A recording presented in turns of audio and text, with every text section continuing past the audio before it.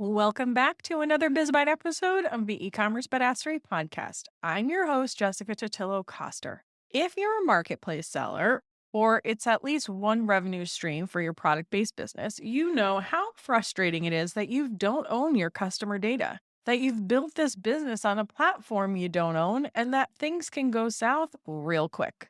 How many Etsy sellers do you know that have gotten in trouble for innocent trademark infringement or on Amazon when the pandemic hit and they were only shipping out essential items? While these platforms are amazing to instantly get your products in front of customers, something doing on your own website is a total pain in the ass. Not having a way to communicate with them can be really detrimental to your business. But that has changed. First, let's talk about Etsy because this functionality has apparently been around for a while, but most people don't know it exists. In fact, it was one of my clients who told me about it. She started her business on Etsy, and that's where the majority of her revenue comes from.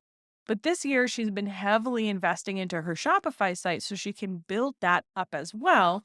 And right now, we're setting up her Klaviyo automations. Well, apparently, Etsy has an integration with Aweber. If you hook it up, after someone purchases an item from your shop, it sends an automatic email from Aweber asking them if they want to join your email list. You don't have a ton of control over the initial email that gets sent to them, and visually it looks like an Etsy email, which is a good thing. But still, it's an active way to ask them if they want to be on your list. But what if you're using a platform like Klaviyo for your Shopify store? Now you have this other email platform where you're collecting subscribers. Before I explain how you can merge these, big giant disclaimer here. I am not an Etsy expert and I have not, repeat, I have not read the fine print on this agreement. So please, please, please, you are a CEO. Do your own due diligence before implementing this next step. And I'll put some links in the show notes for you to start with. But you could use Zapier to move them from Aweber to your existing platform. If you do that, just make sure you set up a special flow to say thanks for their purchase and to welcome them in. Again, big disclaimer, I have no idea if this is against Etsy's rules or not.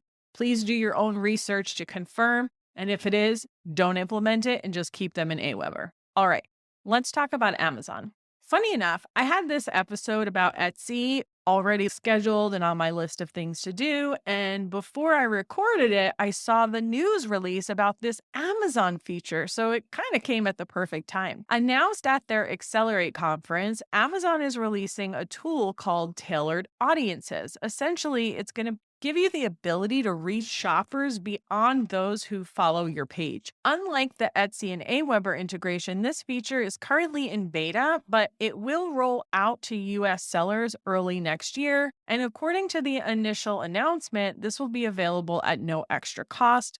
And this is like real email marketing. It's going to give you data on opens and clicks and all of that good stuff. I'll put links in the show notes for all of this stuff so that you can learn more about these features. And I have to say, I am very excited about both of these opportunities because owning your customer data is so, so important, especially as we, continue to see changes in consumer privacy and limited tracking. Now, granted, everything's kind of happening on their own platforms, but at least you have the ability to actively reach out to customers on these platforms. So, do I think these tools are enough to say it's okay to be only a marketplace seller?